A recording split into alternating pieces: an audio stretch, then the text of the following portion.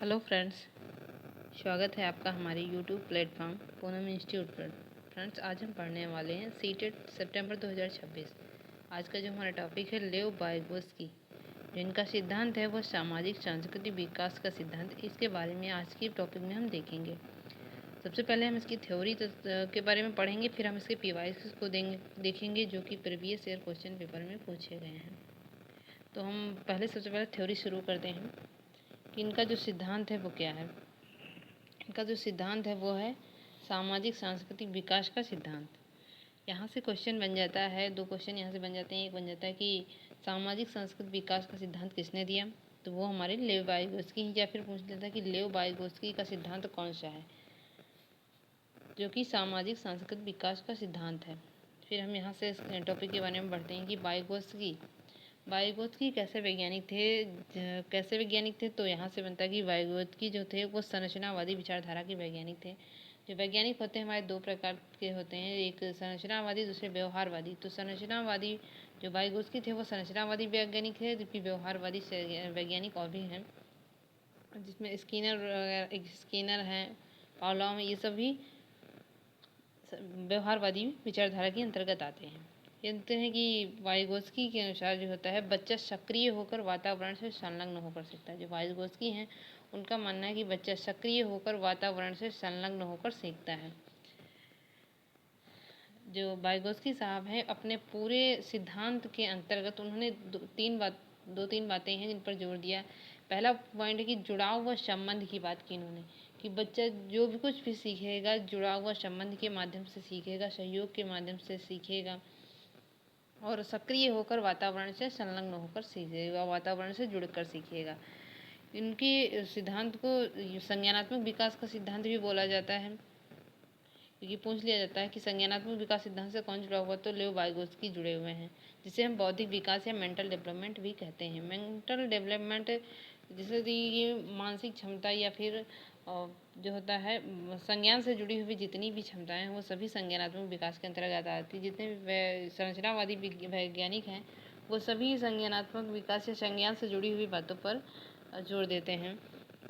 और ये आगे पॉइंट रहेंगे कि जो इनके पूरे सिद्धांत में इन्होंने जो मेन फोकस किया वो तीन ही बातें थीं जिन पर उन्होंने बहुत अधिक जोर दिया। जैसे सामाजिक अंतःक्रिया का सिद्धांत, इनके सिद्धांत है कि सामाजिक सांस्कृतिक विकास का सिद्धांत तो उस वहीं से आता है कि सामाजिक अंतःक्रिया, समाज से जुड़कर बच्चा जो भी सीखता है उसे सामाजिक अंतःक्रिया के द्वारा सीखना कहते हैं। जैसे सहयोग में बच्चा ग्रुप में सीखता है या हेल्प के माध्यम से सीखता है, सहपाठियों के साथ जुड़कर सीखता है, इन सभी क्रियाओं के द्वारा बच्चा सीखता है। दूसरी बात इन्होंने संस्कृत पे इनके जो सामाजिक संस्कृत, समाज के द्वारा अंतःक्रिया के द्वारा सीखता है, लेकिन संस्कृत बच्चा संस्कृत से जुड़कर सीखता है।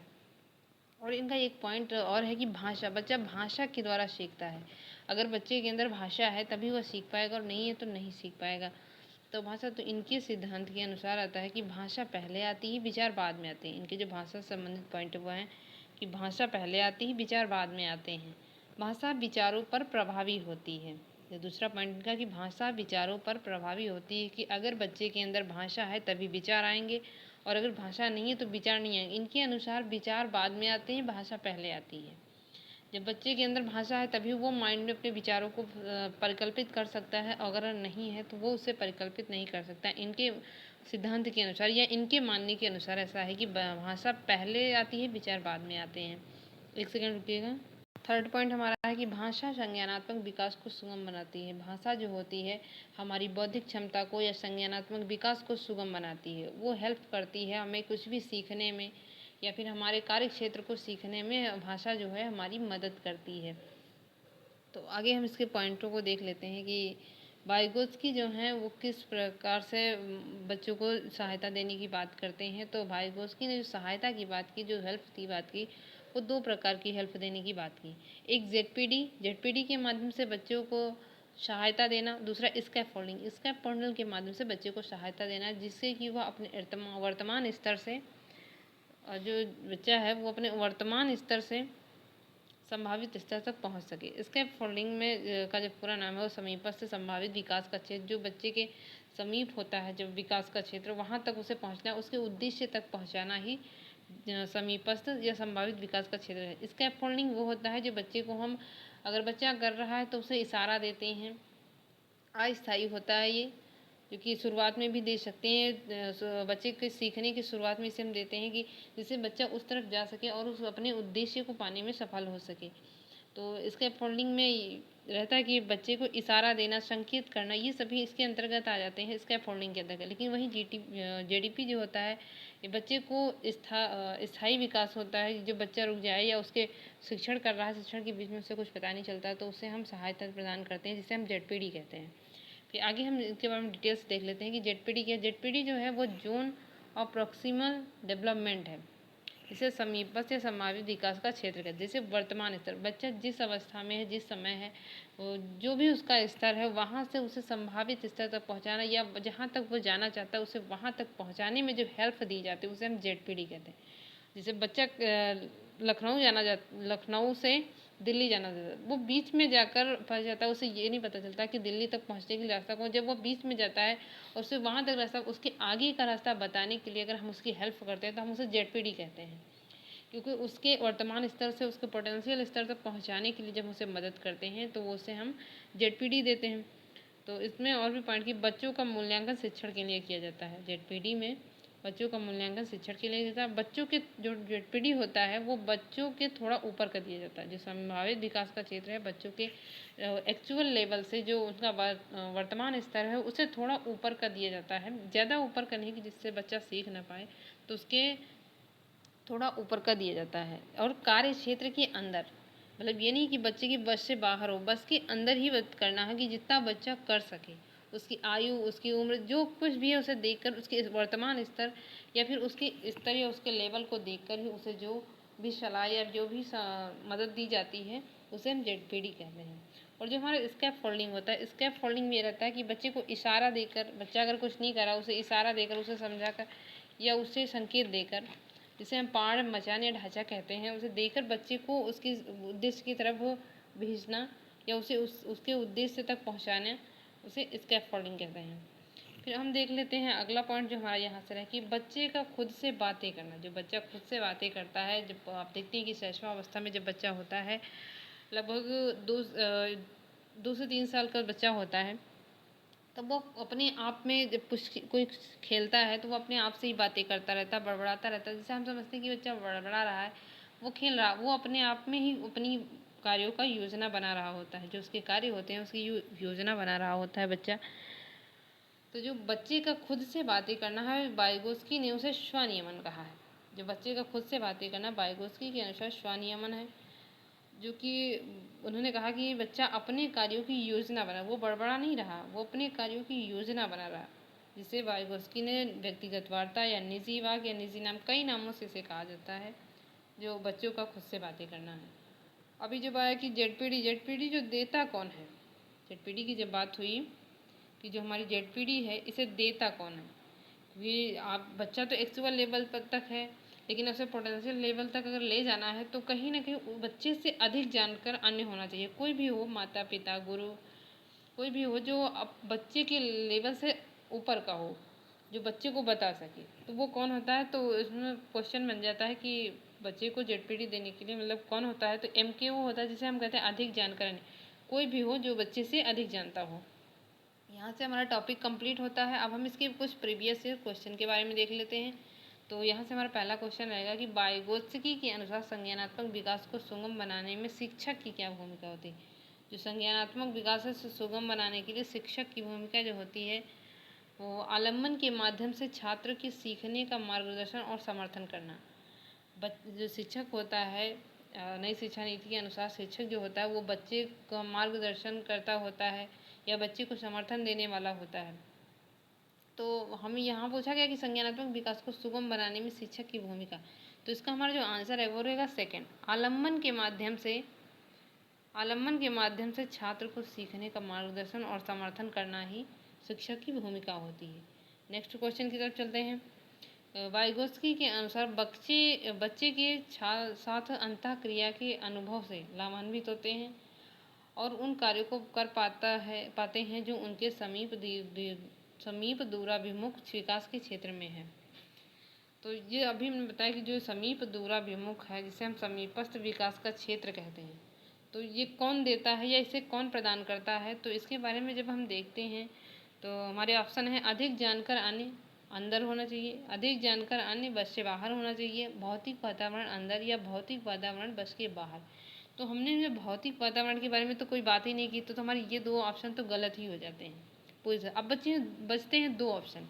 2 ऑप्शन में जब हम देखते हैं तो अभी इनके टॉपिक में बताया मैंने कि अधिक जानकर अन्य होना चाहिए, लेकिन बच्चे के विकास क्षेत्र या उसके शिक्षा क्षेत्र के अंदर ही होना चाहिए। तो इसका जो करेक्ट आंसर रहेगा वो रहेगा अधिक जानकर अन्य, लेकिन विकास क्षेत्र के अंदर। नेक्स्ट क्वेश्चन रहेगा निम्न में से किसे सामाजिक रचनावादी सैद्धांतिक रूप से जाना जाता है? सामाजिक रचनावादी सैद्धांतिक रूप में जाना जाता है तो वो हमारे लेओ वाइगोत्स्की। नेक्स्ट क्वेश्चन रहेगा लेओ वाइगोत्स्की का मानना था कि बच्चों को बिना किसी वयस्क से पारस्परिकता की समस्याओं पर अपने काम करने देना चाहिए? नहीं, क्योंकि जो बच्चा कर रहा है उसे करने देना, ऐसे ही करने देंगे तो वो कुछ भी कर सकता है, गलत भी कर सकता है, सही भी कर सकता है।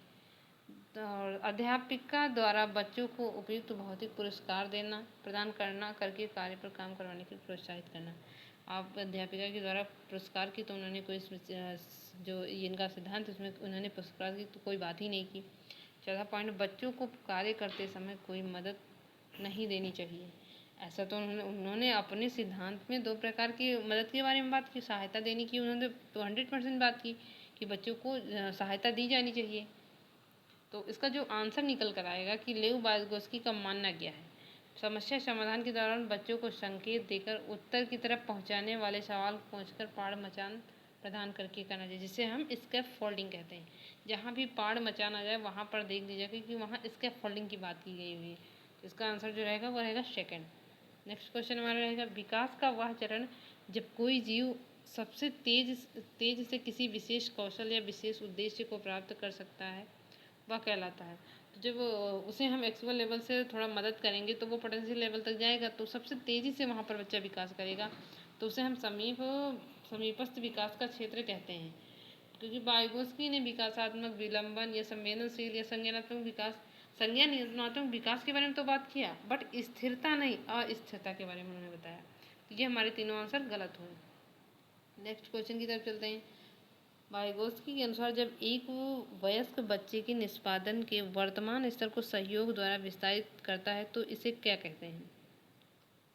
वयस्क बच्चे में निष्पादन में वर्तमान स्तर को सहयोग देकर विस्तारित करना या वर्तमान स्तर से संभावित स्तर तक पहुंचाना ही समीपस्थ विकास का क्षेत्र कहलाता है। नेक्स्ट क्वेश्चन रहेगा डैश के अनुसार बच्चों की चिंतन के बारे में सामाजिक प्रक्रियाओं, देख रहे हैं आपकी क्वेश्चन में ही बोला गया कि सामाजिक प्रक्रियाओं तथा सांस्कृतिक संबंध के प्रभाव को समझना आवश्यक है। किसके अनुसार? तो लेओ वाइगोत्स्की के अनुसार, क्योंकि इनका सिद्धांत है सामाजिक सांस्कृतिक सामाजिक अंतःक्रिया विकास का सिद्धांत। नेक्स्ट क्वेश्चन कि निम्नलिखित में से किसने बच्चों की अंतःक्रियाओं को उनके विकास का मूल आधार माना? तो अंतःक्रिया के उनकी 3 ही बातें थी मेन कि सामाजिक अंतःक्रिया, भाषा और संस्कृति, जो कि लेओ वाइगोत्स्की का था। जहाँ पर अंतःक्रिया वर्ड दिख जाए वहाँ पर वाइगोत्स्की से जुड़े हुए प्रश्न हो सकते हैं। नेक्स्ट क्वेश्चन रहेगा कि वाइगोत्स्की के अनुसार बच्चों को व्यक्तिगत वार्ता, बच्चों की जो व्यक्तिगत वार्ता है वो वाइगोत्स्की के अनुसार क्या है? तो मैंने बताया कि बच्चों का स्वयं से बातें करना, बच्चे अपने कार्यों की योजना बनाते हैं, जिसका आंसर है कि बच्चे अपने कार्यों की योजना बनाते हैं। इनके अनुसार जो निजी उनका वार्तालाप है जिसे स्वनियमन कहते हैं। बच्चे तीसरा ऑप्शन है बच्चे बुद्ध होते हैं। बच्चे तो इंटेलिजेंट होते हैं, आपसे भी इंटेलिजेंट बच्चे होते हैं, तो इसका कोई मतलब अर्थ ही नहीं निकलता है। दूसरा बच्चे अहम केंद्रित होते हैं, बच्चे अहम केंद्रित होते हैं, इसके बारे में वाइगोत्स्की ने किसी भी प्रकार की बात नहीं की। इसके बारे में जो है जीन पियाजे ने बताया, जो कि हम इसके अगले टॉपिक में पढ़ेंगे, अगले वीडियोस में जीन पियाजे के बारे में पढ़ेंगे। तो जो वाइगोत्स्की ने बात की बच्चे अपने कार्यों की योजना बना रहे हैं, इसका करेक्ट आंसर यही होगा। यहाँ से हमारा ये टॉपिक है, हमारी जो पूरा वाइगोत्स्की के टॉपिक्स हैं या उनसे बनने वाले जो PYQs हैं वो सब समाप्त होते हैं। तो फ्रेंड्स वीडियो कैसी लगी? वीडियो अच्छी लगी हो तो आप वीडियो को लाइक करें और ज़्यादा से ज़्यादा शेयर करें और चैनल को सब्सक्राइब भी करें, जिससे कि हमारी जितनी वीडियो सबसे पहले आप तक पहुँचे। Thank you friends.